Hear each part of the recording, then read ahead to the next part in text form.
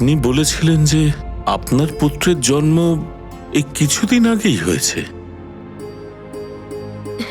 তাহলে এই বালক তো আমাদের পুত্রের উপরে ভোলানাথের বিশেষ কৃপা আছে, এই জন্যই ও অদ্ভুত।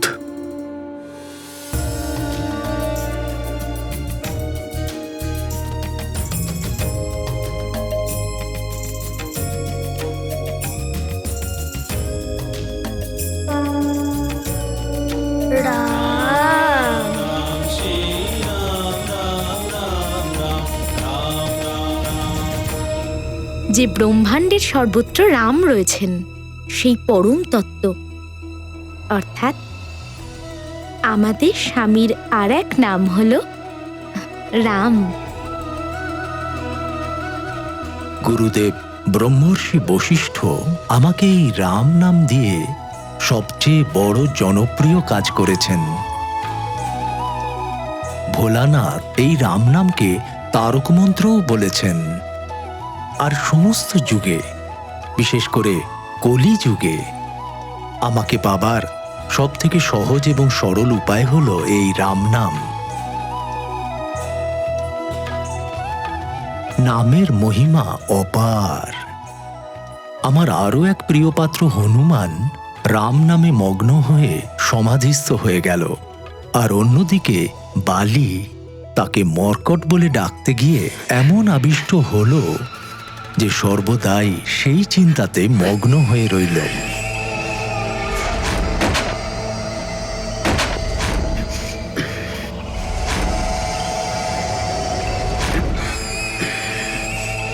কিসের চিন্তা এত মগ্ন দাদা?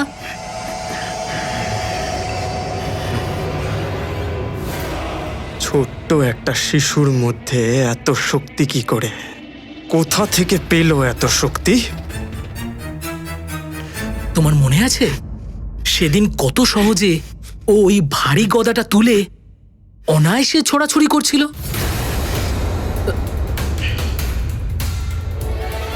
ও তো একটাই গদা তুলেছিল, কিন্তু তোমার একটা গদায় তো দুটোর শক্তি আছে। তোমার শক্তি তো অতুলনীয় দাদা।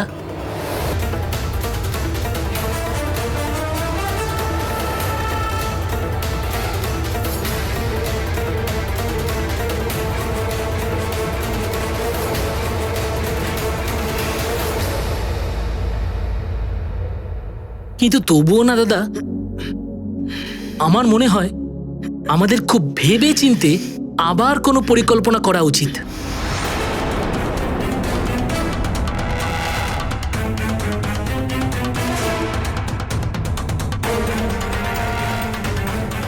তুমি কি বলতে চাইছো সুগ্রীব? স্পষ্ট করে বলো। দাদা, তুমি হলে কিষ্কিন্ধার যুবরাজ, আর তোমার উপর যাতে কোনো ধরনের কোনো সংকট না আসে সেটাই আমার দায়িত্ব। আমার প্রাণ সংকট? তুমি ওই সামান্য বালককে দিয়ে আমাকে ভয় দেখাচ্ছ? মহানতম বালিকে প্রাণের ভয়? দাদা, তুমি শুধু আমার কথার অর্থটা বোঝো। আগে আমাদের শত্রুকে ভালো করে জেনে ওর শক্তিকে পরীক্ষা করে তারপরে আক্রমণ করা উচিত। আমি তো শুধু এইটুকুই বলছি। অগ্রজকে? তুমি। বলশালীকে? তুমি। বুদ্ধিমানকে? তুমি। তাহলে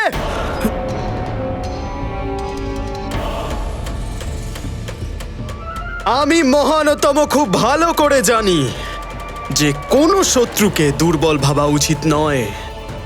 আমি মহানতম অনেক ভেবে এই সিদ্ধান্তে এসেছে যে আমাদের ওই মর্কটকে ভালো করে জেনে ওর বলকে পরীক্ষা করেই ওর উপরে আক্রমণ করতে হবে।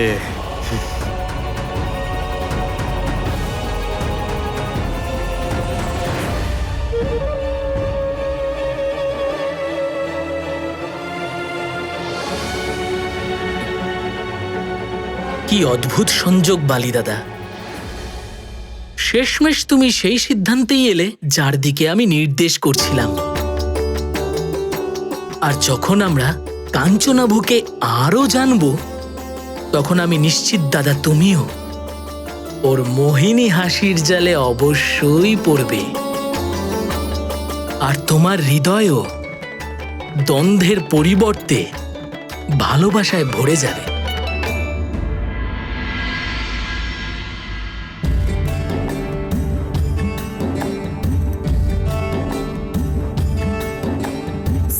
सोजा केसरी नंदन मेरे आनंद घन मेरे आमोदवन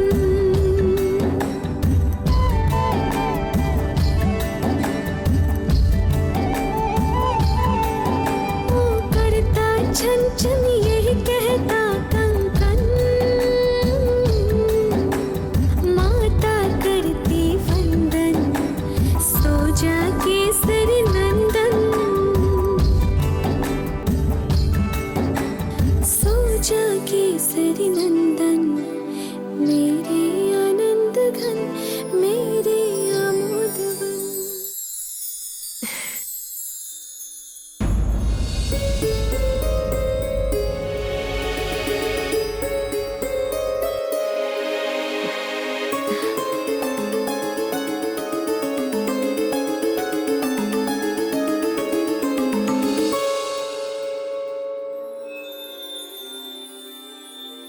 কি ভাবছেন হৃদয়নাথ? আমাদের পুত্রের সম্পর্কে ভাবছিলাম। ওকে আমি অদ্ভুত বলবো নাকি বিচিত্র? হ্যাঁ, দেখুন না, আমাদের পুত্রের বয়স মাত্র কিছুদিন, কিন্তু ওর আকৃতি, বল আর বুদ্ধি 5 বছরের বালকের মতো হয়ে গেছে।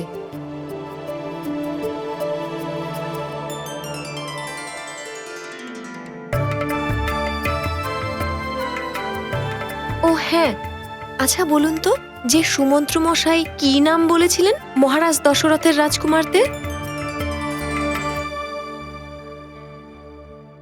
সবচেয়ে ছোট শত্রুঘ্ন, তারপরে লক্ষণ, তারপরে ভরত, আর সবচেয়ে বড় পুত্রের নাম রাম। রাম রাম।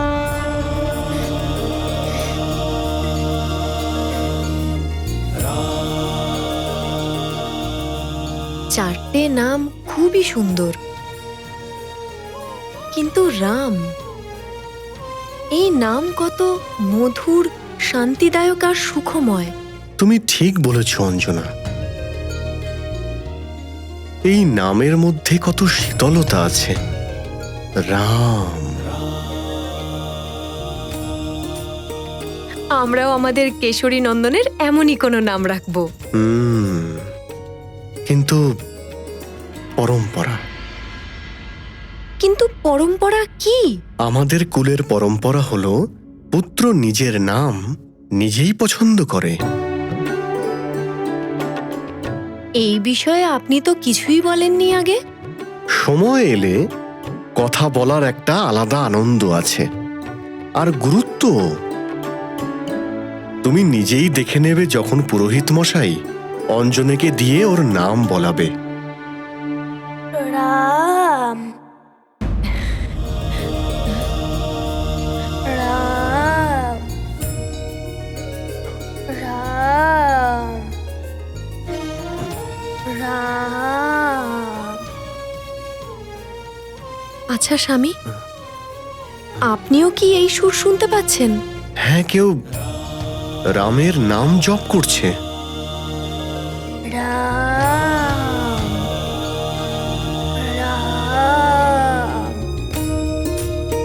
राम। এই রাম নামের জপের ধ্বনি এই ঘর থেকেই তো আসছে, কিন্তু এই ঘরের কোথা থেকে? राम राम राम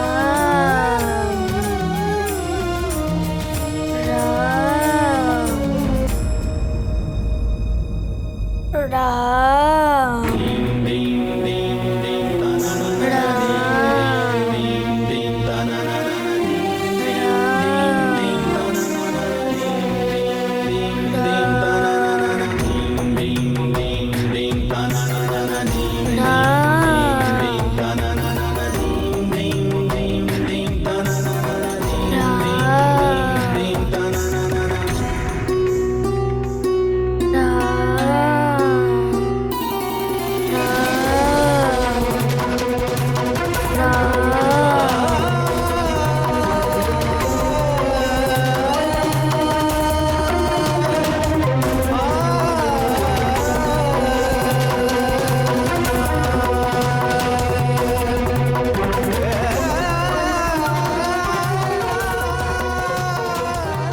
এই রাম নামের জপ ওর নিঃশ্বাসে হচ্ছে।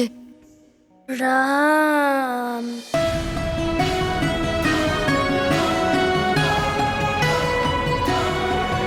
রাম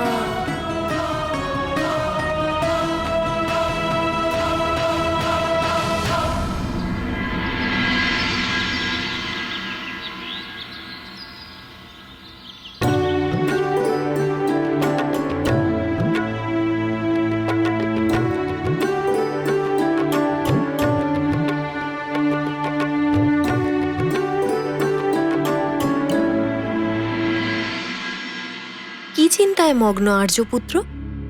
কি হলো?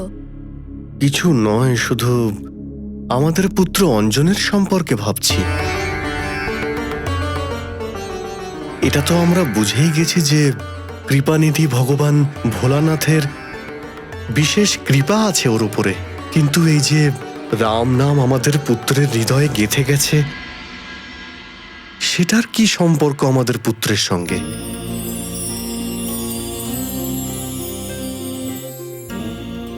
দেখো, ঘুমের ঘোরেও রাম নাম শুনে কেমন আনন্দিত হচ্ছে ও।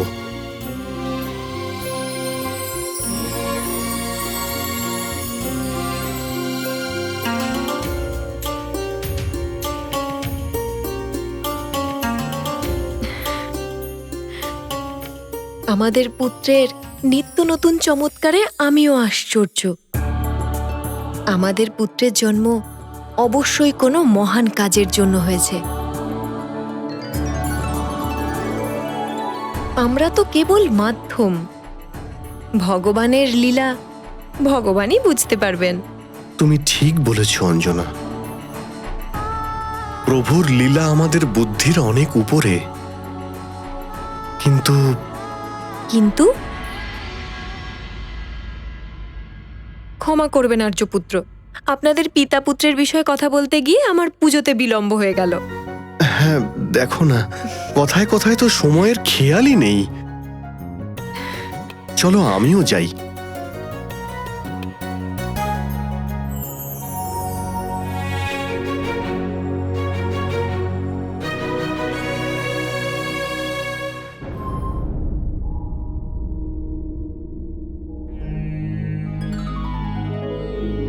देव देव महादेव भूतात्मन भूत भावना त्राहिनः शरणापन्ना त्रैलोक्य दहनाद्विषात्।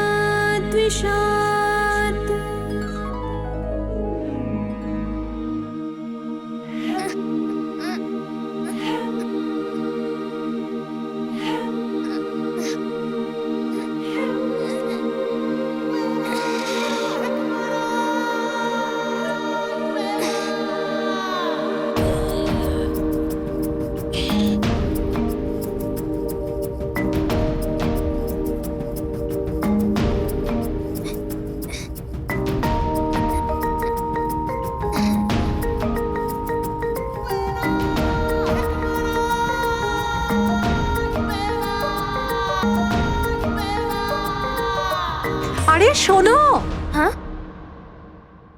এই সকাল সকাল কোথায় যাচ্ছো?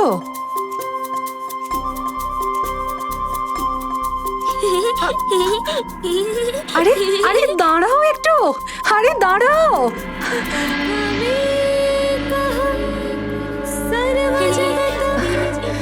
ईश्वरो बन्धमोक्षयोः तं त्वामरचन्ति कुशलाः प्रपन्नार्तिहरं गुरुम्।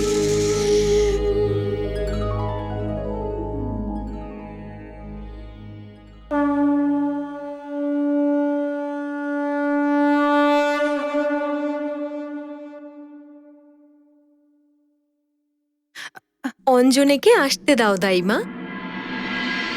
এদিকে না দেখে মহারানী কি করে জানতে পারলেন যে মা হই আমি ওর, আর একজন মা মনের চোখ দিয়ে সব দেখতে পায়।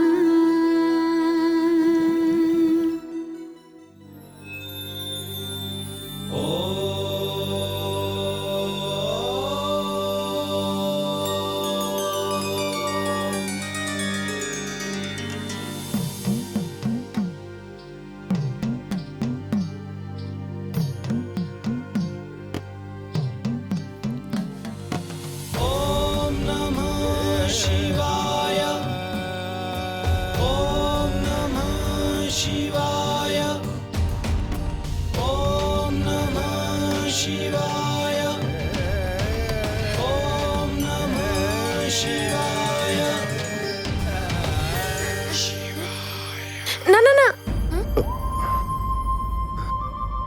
স্নান না করে ভগবানকে জলাভিষেক করতে পারবে না।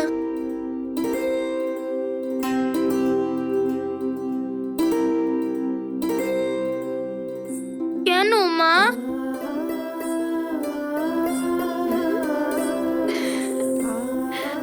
কারণ ভগবানের পুজো করার জন্য শরীর শুদ্ধ, বস্ত্র ধোয়া আর মন নির্মল হওয়া উচিত।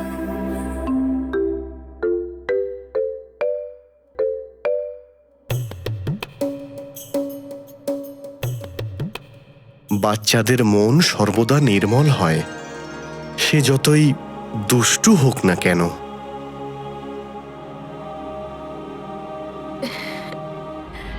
শিশুরা কত সরল হয়, তাই না?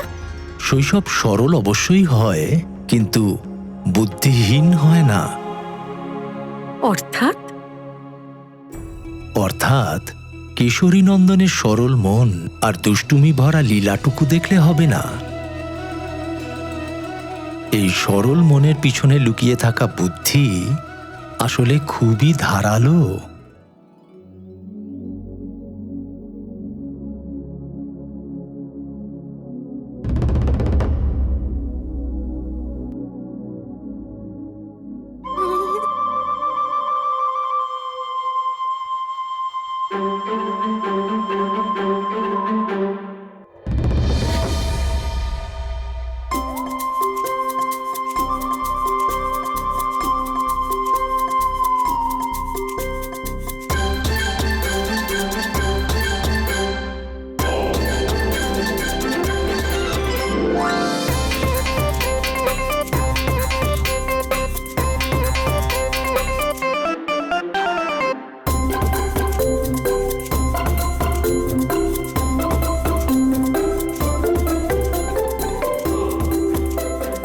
হয়ে গেল স্নান।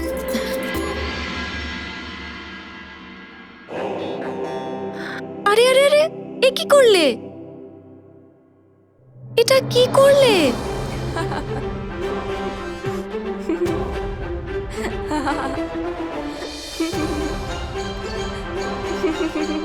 কি করেছে? আমাদের পুত্র স্নান করে নিয়েছে।